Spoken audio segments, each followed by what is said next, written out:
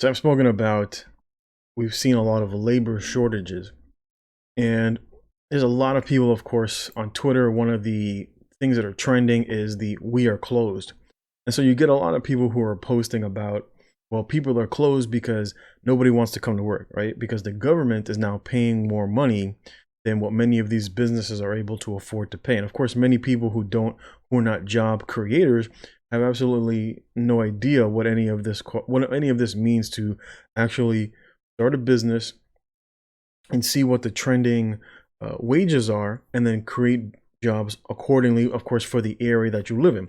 If you live here in New York, obviously the starting pay is going to be higher than, for example, if you're like in the Midwest, right? If you're in the middle of like Louisiana, or is going to pay differently than if you're living in places like, for example, California. Now, many of these jobs, of course, that they're referring to are typically very low wage, menial jobs. They're fast food, working in burger joints, etc., or maybe like at a car wash. And it's typically the what you see here, right? You see a lot of these burger places or restaurants that typically are not on the highest paying level of jobs, but individuals are like, well, I can't afford to feed my family on this job. And it's like, well, you're not supposed to. Those jobs were never designed for grown people to support a family. They were typically designed for people who were young, for people who were kids living at home with their parents and just needed some extra cash. And these businesses typically, didn't charge very much for their food. I remember back in the days, you used to be able to go to like IHOP, and you'd pay like $6-7 to have breakfast. Now it's like much higher. It's probably much higher. I go to the local places over here, and it's like over $10-12 if you actually want to sit down. You're paying maybe $15 just to get a stack of pancakes. And of course, prices change. But many of these places, it's like no one. It says no one can tell us. It says we're closed. It says we're closed. This is searching our hearts for some. There's just a bunch of young people. As you can see, most of these pictures are just young people. Many of them often liberal minded, talking about how they deserve to get paid more. Why? Because they showed up to work. This person right here talking about how McDonald's salaries are different in Australia, and of course the prices are different in Australia. As you can see, I remember back when I was a kid, you can see the costs for burgers. It's $11 for a small burger meal. It's $11.50.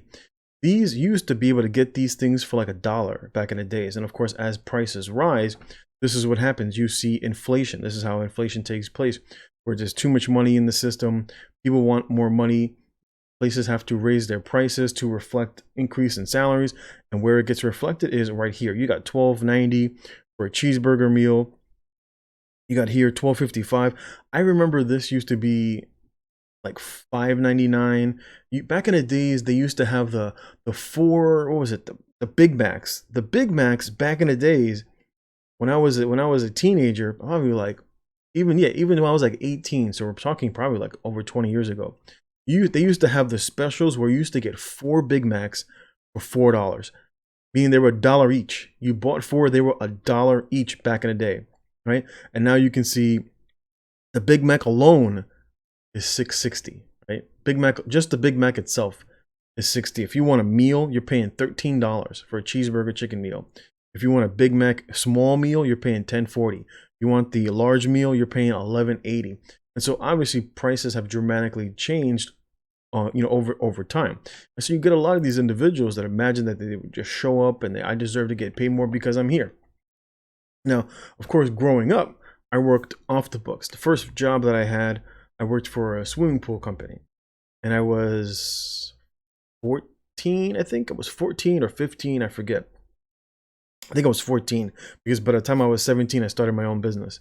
So yeah, I was 14. A buddy of mine that lived in the neighborhood was the one that got me the job, and I did everything. We worked in the basement, cleaning the chlorine drums that they would have. Like every week, they would get a shipment of chlorine. The truck would come in, and we would stack all the drums outside, fill up all the drums. The guy would come, fill them up with chlorine. We wipe them down, put a label, close them, and carry them downstairs. And these things were like 25 pounds each. We were bringing them downstairs. We typically got like between 250 and 300 drums every couple of days. Especially during the summer months, we would get in maybe 2 or 3 shipments a week. And so that was a lot of work. Between that and then working at the register, going out later on, I went out on calls where I worked with the technicians. And so over years, and I was paid off the books. I started out at $4, went to $4.25, $4.50, etc., until like I was 17 years old. And I was like, you know what? I know enough of the business that I want to earn more money. So by then I think I was like 6, bumped myself up. I told him, I was like, I want a raise. I want a higher pay. Ended up at about $7 plus 2% of the call. And then it came to the point and I was like, you know what? I want a percentage of the job, because I saw how much I was making in relation to the amount of money that I was bringing in, because I would go out and do a couple of calls and I was bringing back maybe $1,000 a day, but I was really only getting paid pennies by comparison to what I was bringing in. And I was like, you know what? I don't want to do this hourly service anymore. I don't want the guaranteed income. I want to go out there and I want to hustle for my money, but I want a percentage of the job. Now, mind you, I was 17 years old having this conversation with like a 60-something-year-old man. This guy was like 60, 61 years old at that time. He had been in business for 30 years. So we're sitting in the service vehicle having this conversation. He said straight for me, he's like, I'll do it, but you can't go back and forth. There's no, I want cut of the job, but then when shit gets rough, I want to go back on the guaranteed salary. He's like, that's not how it's going to work. He's like, if you want to go out there and you want to be a man and you want to earn a salary, then you're going to have to go out there and you're going to have to risk it. You're going to use your own car. You're going to use your own vehicles, and we're going to cut a deal. And I was like, okay. And I was 17 years old at the time. And I did that. I did that for several months. And then I said, you know what? This was back when like the internet was just getting started. I went out, made my own website, put together some flyers, and went out to all the different neighborhoods. Because go out to all the rich white neighborhoods, because that's where all the swimming pools were. Go out there and try to find some of my old customers. And when I had spare time, I was like, you know what? I want to pick up some extra jobs. Or maybe I had a job that was too big for me, and I'd be like, look, let's split this. You know, you'll get a bigger cut, but I want to be the head, so I got the experience. And that's basically what I did for several years. And I ran that for about 15 years. I closed that up after I became a nurse. I worked as a nurse for several years, decided, you know what? Working for someone sucks. And I didn't listen to my boss, who told me very wisely when I told him I was going to go and get a license as a nurse. And he said, why would you want to do that? He says, what you're working on right now could be a $1 million business, and you're going to give it all up to be a nurse. And of course, I was young at the time. I was foolish, didn't value the wisdom that he was giving me about being a business owner and throwing away the concept of having your own business and setting your own hours, etc., to go out and go back and earn a guaranteed salary, because it's guaranteed whether you do good or not. Maybe you might get fired, you might not. You work for a union, it's even harder to get fired. I've seen nurses that are complete shit, and I'm like, how the hell are you still here? Well, the union fights for them to stay in their position. Maybe they've been there a long time. Maybe they're a diversity hire, etc. So it's harder to cut these people loose. But this is the reality of business. And of course, the Bible makes a very good point when it says, a servant pampered from his youth will bring grief in the end. And this is what you see with many of these young people. They've been pampered, living in a first world country for so long. They've seen a lot of these individuals and they say, well, you make good money. You're a business owner. You make X amount of money. I want more cut. And they'll be like, all right, well, what do you bring to the table? The reality is that they don't bring anything. They're very often, these individuals are low skilled. They don't bring much in the way of just straight labor, and they're easily replaced.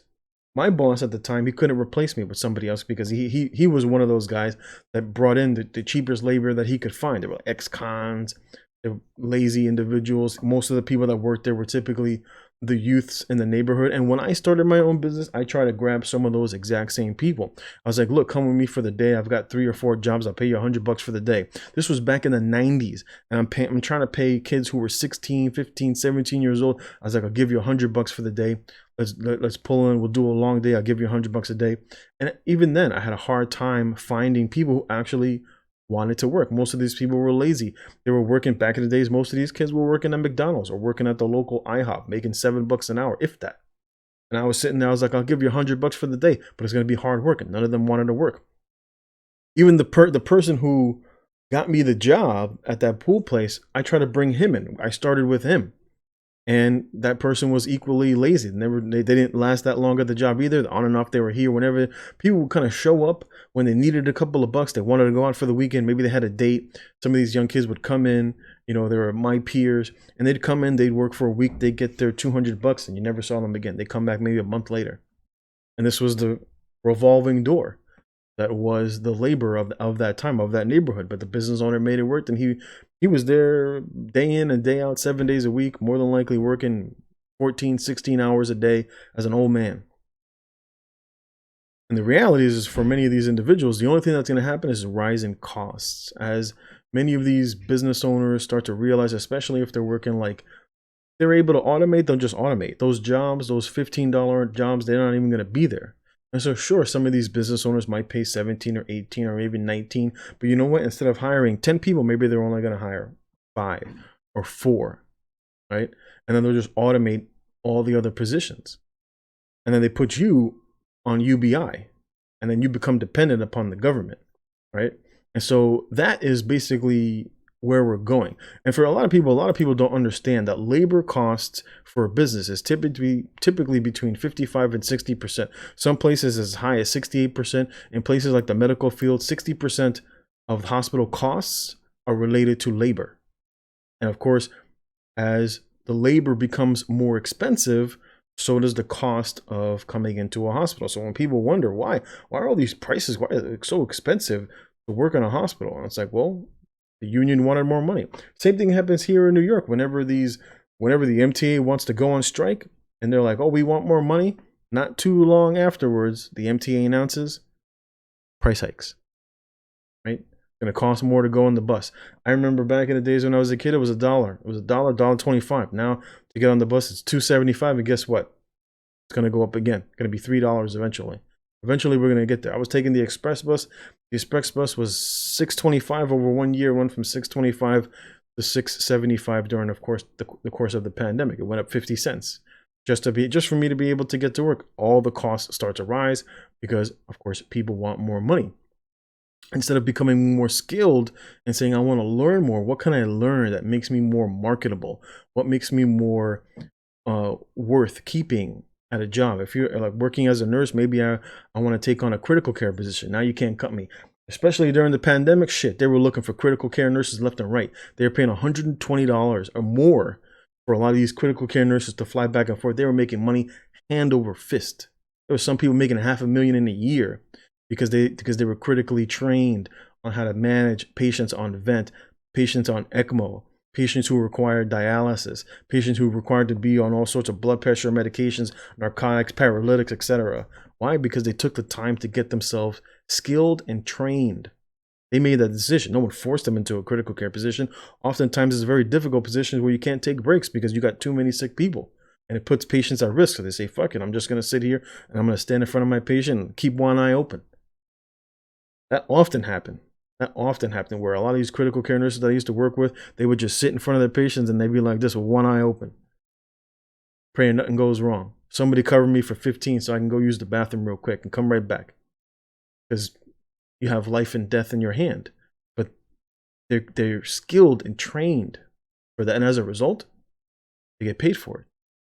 For many of these young people, if you're really out there and there's so many skilled jobs for trades, and just people just don't want to fill them. They just want to take these menial jobs. They think I'm going to be a YouTube star. I'm going to make it, or I'm going to be on Twitch playing video games. And I'm going to be the next, famous person on Twitch, or I'm going to be the next PewDiePie on YouTube. And then when it doesn't happen, they become disgruntled because the barrier to entry is low. All you need is a camera and a computer, but not to be a critical care nurse, not to be an ICU doctor, not to be a surgeon. All these things that require you to be a skilled individual, and it takes time. You got a lot of people trying to get rich off Bitcoin. Everybody's like, Bitcoin going to go to the moon, and then they find themselves losing money. So I get a lot of these young people that want to come into the stock market thinking that they're going to make money hand over fist, and it's like, it took you 4 years to get your bachelor's. It took you 4 years just to get your foot in the door on many of these jobs that require a bachelor's. What makes you think that you're going to walk into the stock market on day 1, day 2, week 1, week 3, month 1, month 3, and imagine you're going to start making a living? Got a lot of entitled people out here that have been pampered by the baby boomers who did a shit job raising their children. And as a result, now we are paying for it. We are experiencing the grief that the Bible refers to that comes in the end.